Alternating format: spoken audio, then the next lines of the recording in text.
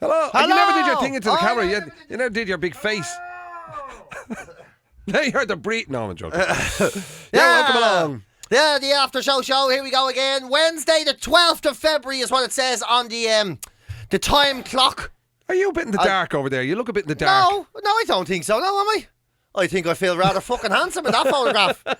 Because if you're watching this on video phone, television equipment. Or YouTube. Or whatever it does be, wherever. I wonder, do we have any subscribers on our YouTube channel yet? Don't be worrying about that. Jesus Christ, the last thing you want is somebody watching and listening to this fucking mad shit. Well, that's true, yeah. You know what I mean? Yeah. You we want to be remembered as the best kept secret. In podcasting history. Ever. So, it's Wednesday. We never talk about when we do this. We always seem to do these in the middle of the week. And I don't know if I'm into the middle of the week. Like, it's sort of, we're neither here nor there. I suppose that sums up podcasting in general. It's neither here nor there. But, Wednesday, when it comes to the week, Wednesday is hump day. And I've never had a problem with it, right? Never knew it was hump day until you started shiting on about it. And now, after years and years and years of you saying hump day, all of a sudden, I sort of don't look forward to Wednesdays anymore. It's like you've made it feel like a mountain. I never really thought of it like that until I came in here. I would have never grown up. I never called it hump day. It's your fault, Jim McCabe. No, I'll tell you what my thing is. What was the one that I used to... Oh yeah, stupid o'clock. That's my one. I feel, right? Oh, you think he thinks he invented this? I actually think I invented the term stupid o'clock. Yeah. And then it caught on subtly, and now I don't get any credit for it. But no, hump day far precedes me. Yeah. I didn't invent hump day. No, but you put it into my head. I'm blaming you for putting it into my head. Right. I was all right with Wednesdays. Well, what about all the stuff you've put into my head? You see, well, what? Like, That's made me very ill. See, I used to be, because I always worked on the weekends. And now you still do. And now it's still, perfect. thanks to fucking, I'll tell you something. That was the biggest con act of all time. You get me to do the Saturday show. But I always used to, never worked in January.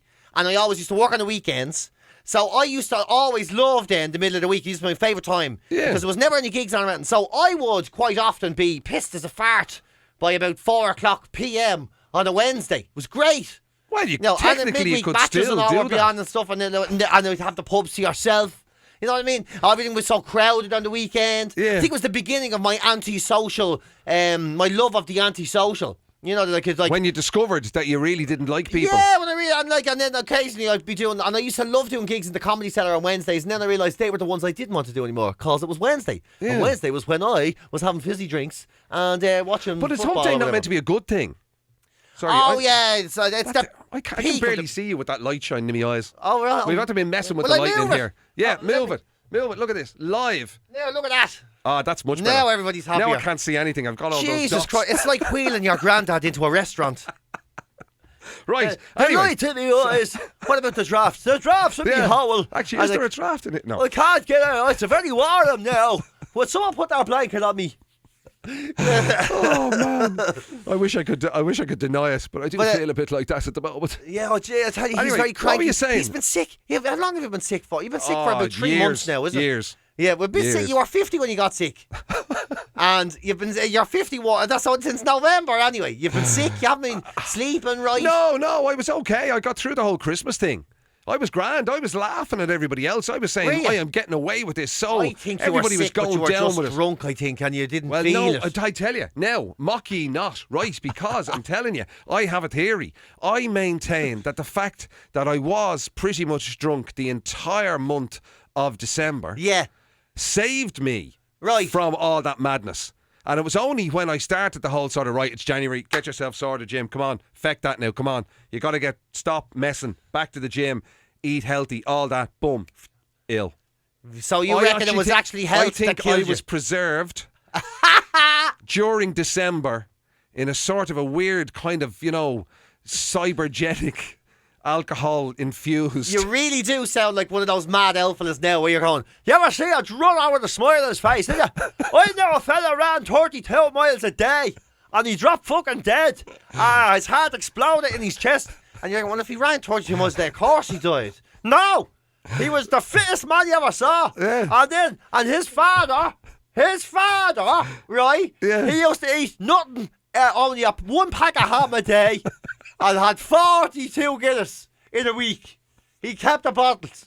And he's still alive. Yeah. And he doesn't smoke cigarettes now, that's true, but he does eat them. It's right. He eats cigarettes. It's like whenever you get like, the oldest person in the world stories, and they're like, "What's the secret of your longevity?" And they're always like a headline that says, whiskey and a pack of 10 fags every day. You're like, you prick. You should have died years ago.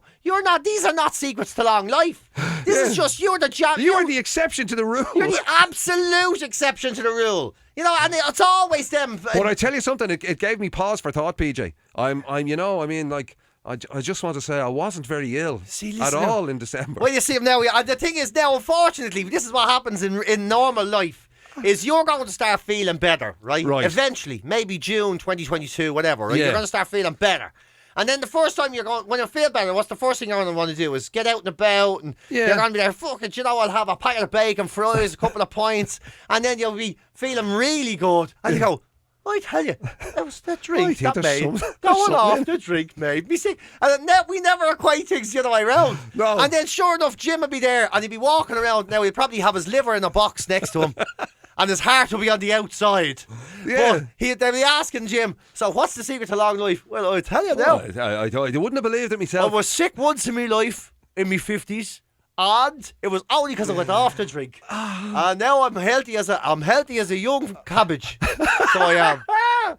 A young cabbage. That's how healthy I am. I tell you, it's the secret to longevity. Yeah, that's what it is. It's always these bleeding L. And they never, if they never got an L1, someone that was very disciplined, and asked them, because it's not a story, what's the secret to long life? They go, well, sleep, diet and exercise. There's no headline in that. Yeah, it's rubbish. And would you not do, and they go, would you not have anything else? Not really. Would you have a bottle of Guinness on a Sunday even? Oh, I'd have a bottle of Guinness on a Sunday. And then what There's they the bring? headline. Bottle of Guinness on a Sunday is the reason El Jaffe Jofar of Kimmage is still alive.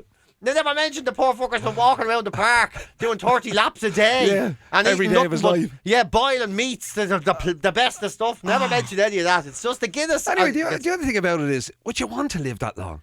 No, jeez. I'm 45 in April, and I feel like I've been alive a little bit very long. Yeah. A little bit very long. I mean, I don't know. Yeah. I mean, okay. It depends what the body is like. So if the body stood up to the test of time, no bother, 50 years in, has it been that great? Yeah, you're tired. You're tired, yeah. I mean, know. Do I want another 50? Yeah, you must be thinking, gee, 50 more of these things.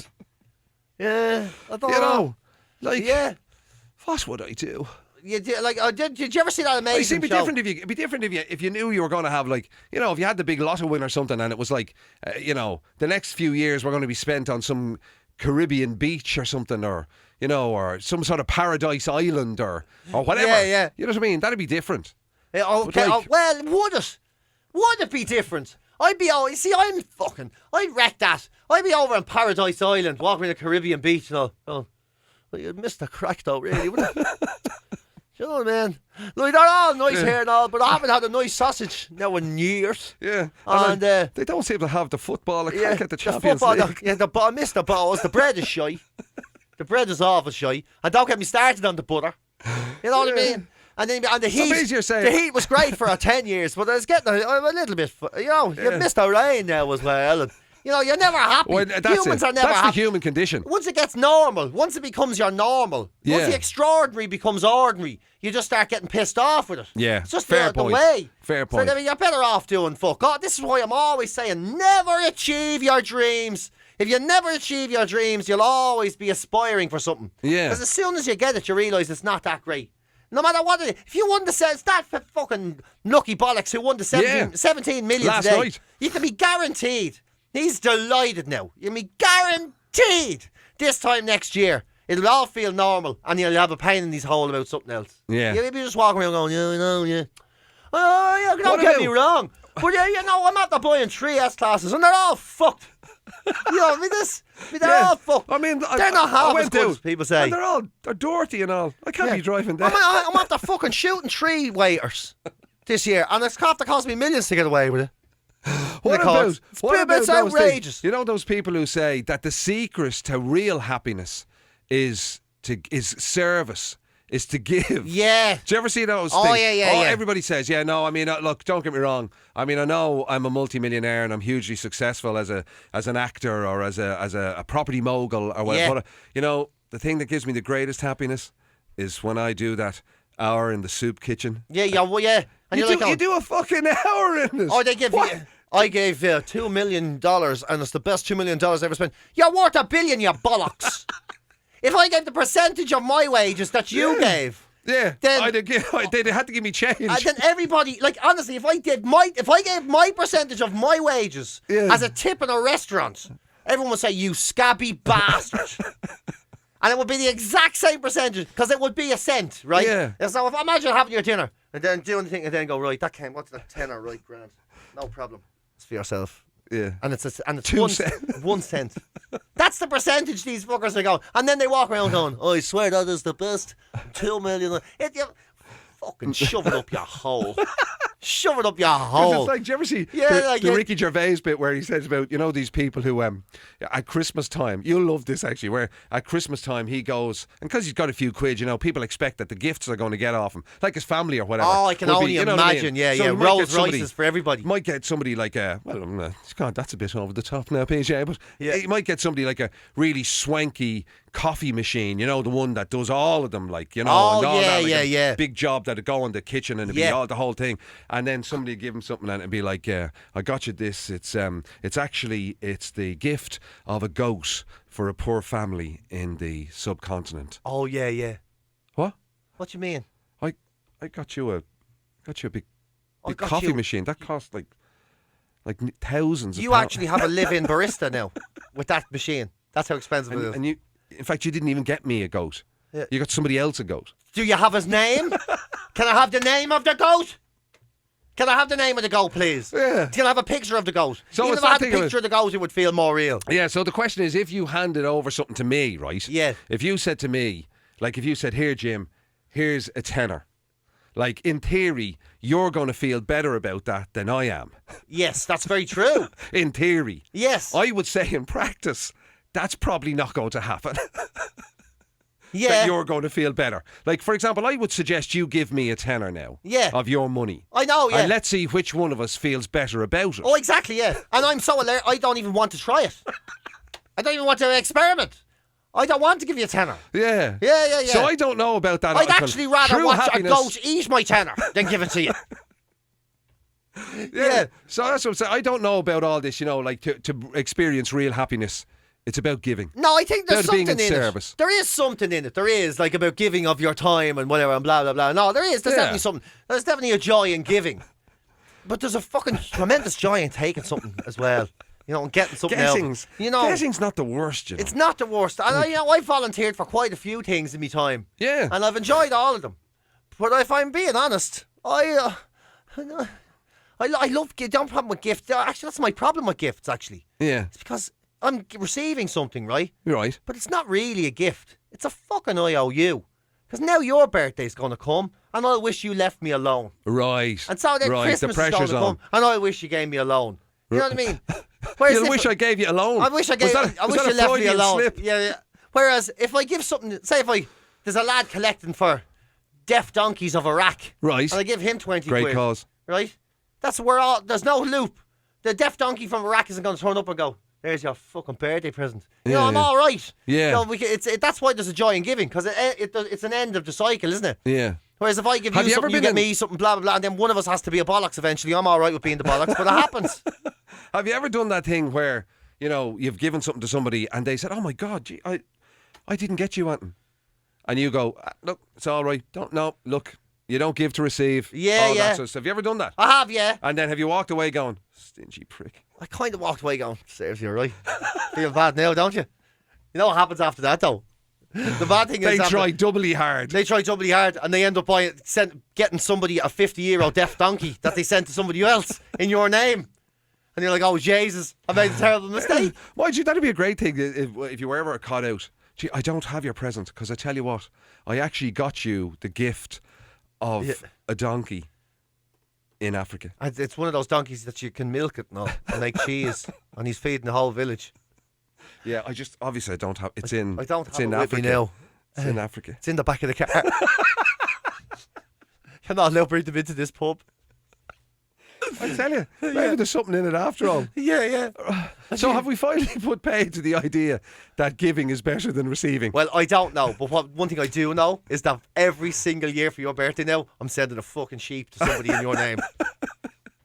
And I hope it's not a very good sheep. Oh, Yeah. I'm not even going to send it to a lovely. worthy cause. I'm going to send a sheep to a football club or something. And they're going, as their mascot. yeah, this sheep is from Jim McCabe. What are we going to do with it? Well, look, I don't know. Ask Jim. He's the fella who came up with this stupid idea in the first place. It was his fault for getting me a Christmas present. Now it's your problem. Oh, Jesus.